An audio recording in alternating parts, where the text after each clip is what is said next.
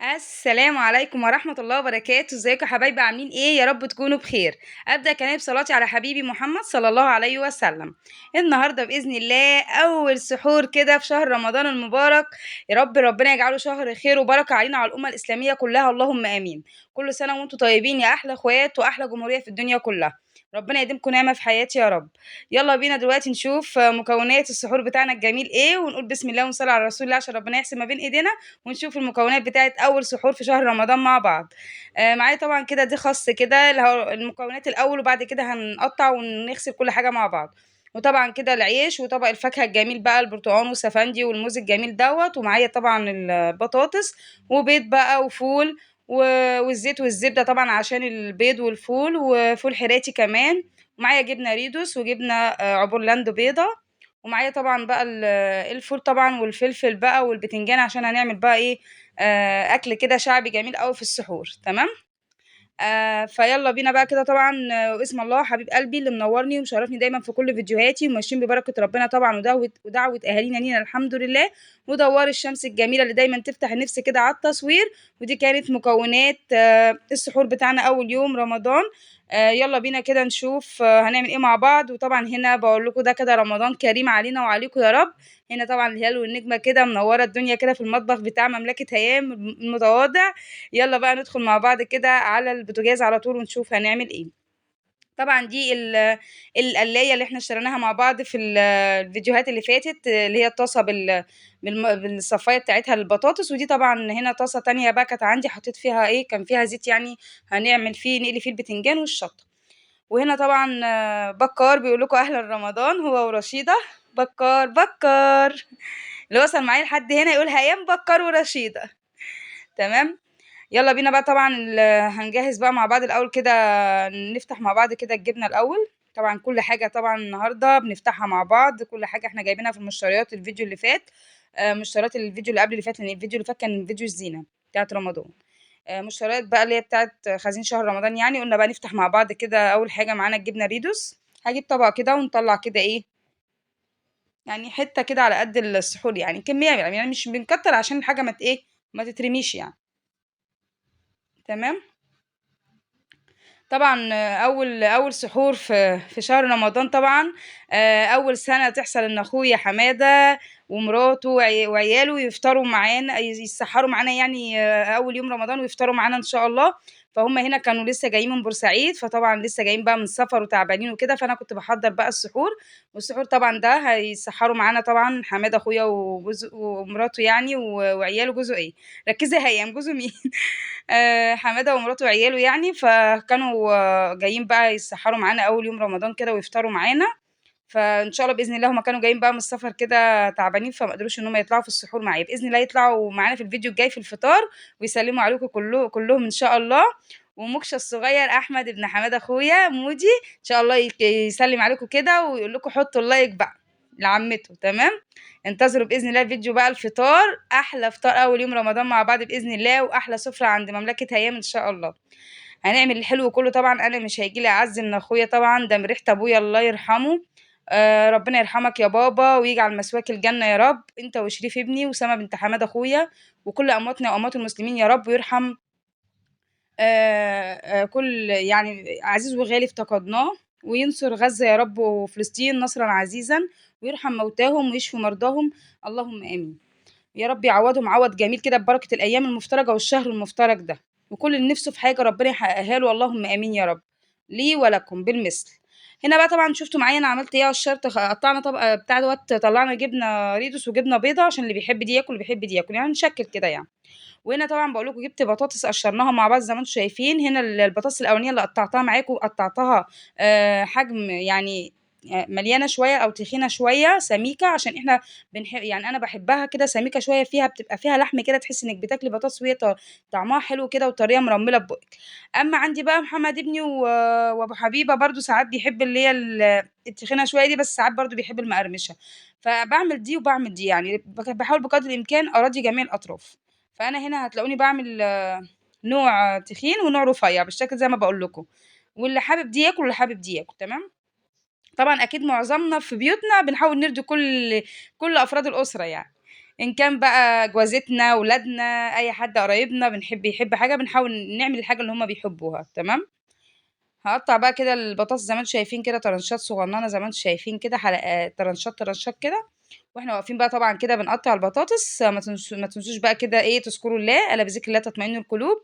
ونحاول بقدر الامكان كده ان احنا ننوي بقى صيام شهر رمضان ان شاء الله كده، وربنا يقدرنا على ان احنا نختم القرآن فيه بإذن الله، والصلاة ثم الصلاة طبعا. وطبعا انا مش هوصيكم، طبعا شهر رمضان ده شهر الخير والبركة على الناس كلها، فنحاول بقدر الامكان نكسب فيه صواب وحسنات كتير على قد ما نقدر. فربنا يا رب يقوينا كلنا كده ويقدرنا طبعا على كل حاجة خير نعملها فيه. هنا طبعا قطعت البطاطس وحطيت فيها ميه وسبتها دلوقتي على جنب، عقبال ما نقطع كده طماطم وخيار طرنشات مع بعض كده. هقطع كده الاول خيار وارصه مع بعض كده الاول حلقات كده صغننه بالشكل ده. انتوا عارفين طبعا انا بحب ان انا اشيك على الاكل واعمل كده يعني حاجات شغل مطاعم وكده يعني، فاهمين؟ لان العين طبعا بتاكل قبل البق يا جمهوريه. فالواحد كده لازم ايه يعني يشيك كده على الحاجة اللي هو بيعملها عشان لما يجي ياكل كده نفسه تبقى مفتوحة على الأكل. شايفين بقى كده الخيار شكله كده بقى جميل كده، وهنعمل برضو الطماطم بنفس الشكل حلقات برضو كده. تمام. يلا بقى كده انزلوا في الكومنتات كلكم قولوا لي بقى سحرتوا ايه اول سحور في رمضان؟ سحرتوا زينا كده بطاطس وفول وبيض وجبنة والحاجات ديت وفلفل وبتنجان زينا، ولا اكلتوا ايه؟ في ناس بتتسحر بقى حاجات تانية يعني، بس انا ان شاء الله اعمل لكم برضو سحور كده يكون سحور برضو كده ايه عالمي شوية، بس مش دلوقتي شوية بس كده.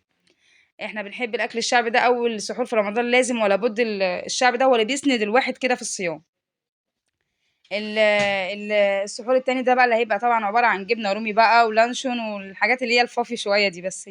هحاول ان انا انوع لكم طبعا في السحور، مش هيبقى كل يوم برضو ايه نفس الحاجة يعني. هنا طبعا قطعت الطماطم بالشكل دوت والخيار، وابتديت طبعا ان انا ارجع كل حاجه كده ورا على الترابيزه ورايا كده عشان ايه انظم الحاجه كده على يعني تبقى الحاجه سهله قدامي. وطبعا هنا كنت في الوقت دوت فرمت الفول في الخلاط، ضربت الفول في الخلاط يعني وفضيته هنا في الصينيه كده عشان طبعا ايه بجهز للتسخين على طول. وهنا جبت الفلفل بقى وبحاول ان انا كده يعني افتحه من النص كده عشان طبعا لما نيجي نقليه ما يفرقعش مننا ويشرب زيت. البتنجانة بقى الجميلة الرومي الحلوة دي هنقطعها طبعا كده طرنشات كده حلوة. لو حابة تقسميها نصين برضو بتحبيها مكعبات صغيرة عادي، كل واحد على حسب اللي هو بياكله وبيحبه. احنا بنحبها حلقات كده، وساعات برضو بعملها يعني بقسمها نصين عادي. بس النهاردة حبيت ان انا اعملها سليمة كده طبعا عشان تبقى شكلها حلو كده في الايه في التقديم، واحنا بنسحر وكده. على قد ما نقدر بنحاول نشيك على نفسنا يعني. ما شاء الله البتنجانة قطعت معايا كمية حلوة يعني، هشيلها بقى طبعا على جنب برضو كده. ويلا بقى دلوقتي كده ايه احنا بنحاول نجهز كل حاجة ونظبط كده الدنيا عشان ايه الدنيا ما تبقاش يعني صعبة علينا، نسهل على نفسنا الامور يعني. هنا طبعا بقول لكم انا اللي بعمله برص ورايا على الترابيزة اللي ورايا. تمام. هنا بقى جبت طبعا الجبنة تاني عشان ايه هتقولي مش انتي هي عبيتي جبنة بتجيبي جبنة تاني ليه؟ هقول لكم بقى. هنا انا حبيت اعمل طبق كده جبنة بطماطم بخيار بطحينة بزيت وشطة. كلنا بنحبها بقى الجبنة دي ما يختلفش عليها اتنين.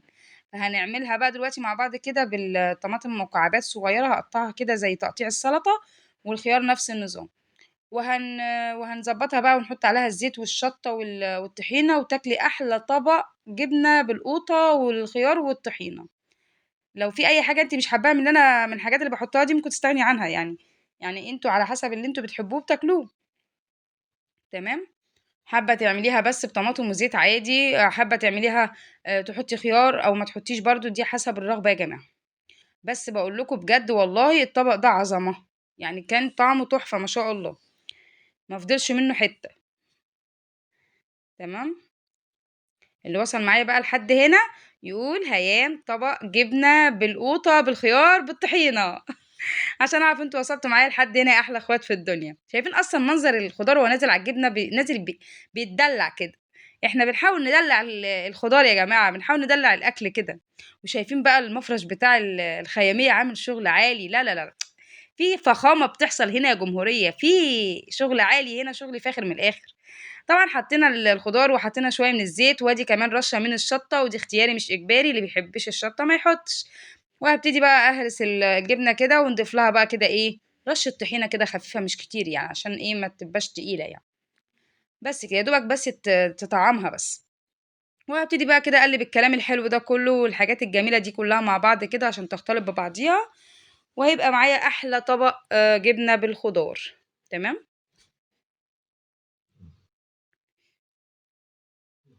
يلا بقى انزلوا كده اللي لسه ما اشتركش في القناة، انزلوا بقى كده اشتركوا في القناة وفعلوا زر الجرس عشان يوصلكم مني كل جديد بإذن الله من مملكة أيام، وتنسيش اللايك. وهنا طبعا كنت حطيت بقى يعني زينت كده الجبنة بإيه، بعودين بقدونس كده يعني شغل الشياكة برضو كده. يلا بقى عملنا بقى الحاجات اللي هي الأساسية جهزناها، يلا بقى عشان ندخل نحمرها مع بعض. جبت طبعا الطاسه هي اللي احنا شريناها مع بعض زي ما قلت لكم اول يوم نستخدمها النهارده مع بعض في السحور. ونزلت طبعا كده بالزيت، ما شاء الله الطاسه خدت معايا زيت، ازازه الزيت والله بصوا يعني ما فاتش غير ربعها، لان انا بحب بصراحه الزيت يكون غزير وانا بقلي البطاطس عشان ما يعني تبقاش متشعوطه كده، يبقى متحمره من كل النواحي.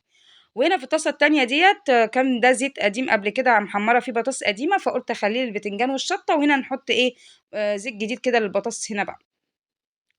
طبعا نزلت بعد ما الزيت سخن كده بالبطاطس، طبعا هنزل كميه بكميه، لاحظت ان المصفى دي صغيره خالص يعني مش خدت كميه معايا فمش هتنجزني، وانا عايزه اخلص عشان هم خلاص جايين في الطريق وقربنا عشان السحور خلاص الساعه داخله على 3 فعايزين نلحق نسحر. فطبعا انا بقى دلوقتي هنا كده الزيت التاني سخن، ضفت البتنجان والبطاطس بقى في الوقت دوت. لقيتها مش هتنجزني يعني، هتشوفوني دلوقتي هتلاقوني شلت اصلا الصفاية ديّة بتاعة الزيت، وحطيت البطاطس كلّها في الزيت على طول في الطاسة عشان تنجزني على طول. هنا خلاص كان الطرحة الأولانية بتاعة البتنجان اتقلت، شِلتها طبعًا بقى كده على مناديل مطبخ كده، لإن طبعًا أنتم عارفين البتنجان بيشرب زيت هو والفلفل والبطاطس، فلازم مناديل مطبخ كده عشان إيه، تصفّي الزيت ده. حطيت كمية تانية من البتنجان، وهنا باقول لكم شايفين أهو أنا شِلت المصفى خالص يا جماعة، تحسّوا إن هي يعني إيه واكلة الطاسة خالص ومش مخلّية البطاطس واخدة راحتها في الزيت، لأ بجد كده أحسن، أنا حابة إن أنا يعني تاخد الزيت كده مع البطاطس ياخد راحته، شايفين اتقلت على طول أهي، ما شاء الله طالعة كده لونها كده جميل دهبي حلو كده. إحنا بنحب بقى البطاطس يا جماعة بتبقى مثلًا إيه زي ما أنتم شايفين كده مليانة كده وسميكة كده مليانة كده مرمّلة من جوّه كده، الله عليها وأنتِ بتاكليها كده وفي بُقِّك كده مرمّلة بتبقى تحفة. اللي بيحبها بقى زي هيام كده ينزل يقول لي في الكومنتات هيام بطاطس بطاطس مرمّلة، هيام بطاطس مرمّلة تمام، عشان أعرف أنتم وصلتوا معايا لحد هنا. ربنا يخليكم ليّا يا رب. حطّوا اللايك بقى وامسكوا مايك ويالّا بينا نحط الكمون بتاعنا كده على البتنجان بعد ما قليناه كده، عشان يتصفّى كده على المناديل، وبرضه هكذا على البطاطس، كل طرحة كده نرُش عليها شوية من الكمون كده ونحاول إن إحنا نقلّبهم في بعض كده عشان ياخدوا من طعم بعض يعني. وآدي برضه البتنجان، شايفين بقى البتنجان نزّل زيت في المناديل المطبخ قد إيه؟ بجد المناديل دي اختراع يا كوتش. هاجيب بقى هنا البتنجان وابتدي ارصه بقى هنا في الاطباق بتاعته بقى عشان نقدم بقى الاكل على طول يبقى سريع سريع زي بتوع السيما كده. هنا طبعا الطرحه التانية كانت طلعت وهكذا، ونستمر برضو نحط الطرحه التالتة وهكذا يعني لحد ما نخلص بقى قليه خالص. طبعا انا عامله كميه زي ما قلت لكم النهارده عشان خاطر انا زي ما قلت لكم اخويا حماده ومراته وعياله ومعايا، وهيسحروا معايا ان شاء الله وهيباتوا عندي ويفطروا باذن الله تاني يوم عندي، وبعد كده يسافروا ايه ربنا معاهم يعني عشان شغل اخويا ومراته وكده وبنته. تمام. هنا بقى كانت البطاطس خلاص برضو كده معايا صفة الزيت، حطيتها بقى كده في اطباق بقى اهي، شايفين بقول لكم شايفين الزيت نازل قد ايه. هشيل المنديل ده وهنحط منديل تاني في الطرحة التانية وهكذا. هنا كان البتنجان خلص، نزلت طبعا بالفلفل بقى اخر حاجة معايا. واليمة التانية كان هنا بقى في الوقت ده الجماعة جم خلاص، كان حماد اخويا بقى وصل بالسلامة هو ومراته وعياله، فحابة ننزل في الوقت دوت تفتح لهم، فهي كانت المفروض بقى هي اللي هتصورني وانا بحط البطاطس اللي هي التانية الصغننة الرفيعة دي. فما طبعا ما نزلت تفتح لهم فانا ما ايه كانت نزلت تفتح البوابة يعني تحت. فانا بقى رحت مطلعة الحاجة دي وحطيت البطاطس مع نفسي كده عشان خاطر ايه آآ الوقت بتاعنا الزيت كان المفروض هيتحرق منّي يعني. شايفين بقى البتنجان والفلفل نزّلوا زيت قد إيه يا جماعة، أكتر حاجة بتشرب زيت بصراحة الفلفل والبتنجان.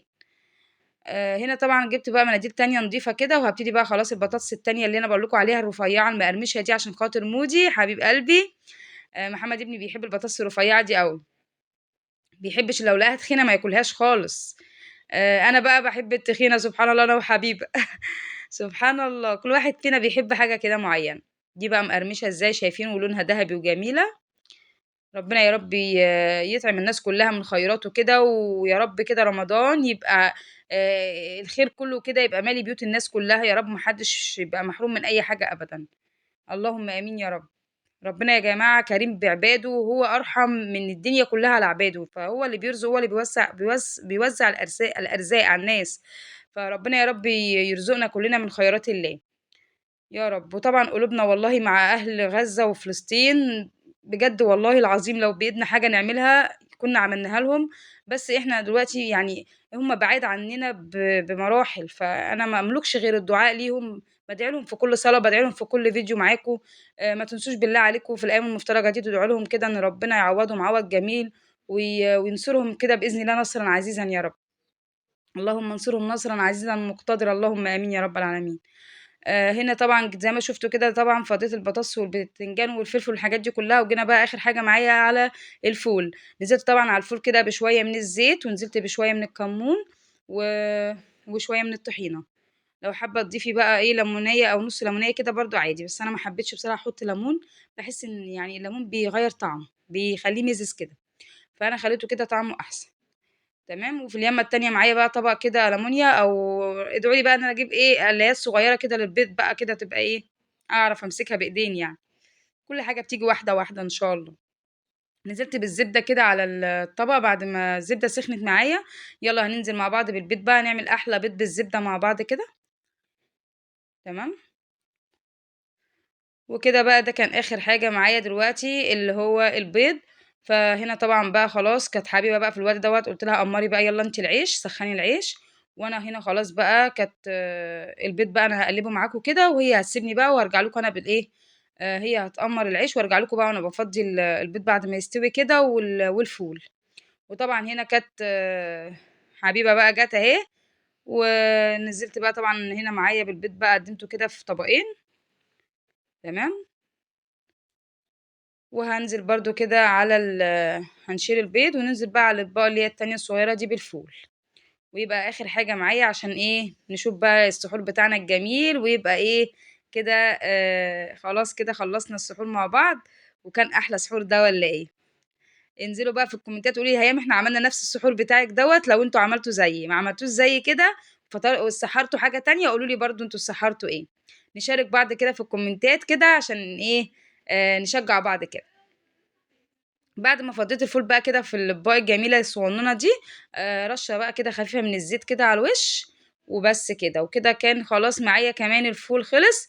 وإن خلص الفول أنا مش مسؤول. وبس كده يا جمهورية ده كان بقى الإيه الشكل النهائي للسحور بتاعنا، أحلى خس وأحلى بتنجان وبطاطس وفول وجبنة طماطم يعني وخيار. وبصوا بقى وكل حاجة حلوة طبعًا الفول الحراتي طبعًا الجميل وطبق الفاكهة الحلو ده. وده كان السحور بتاعنا أول يوم رمضان، ويا رب يكون عجبكم وتكونوا استمتعتوا واشوفكم على خير ومع السلامة.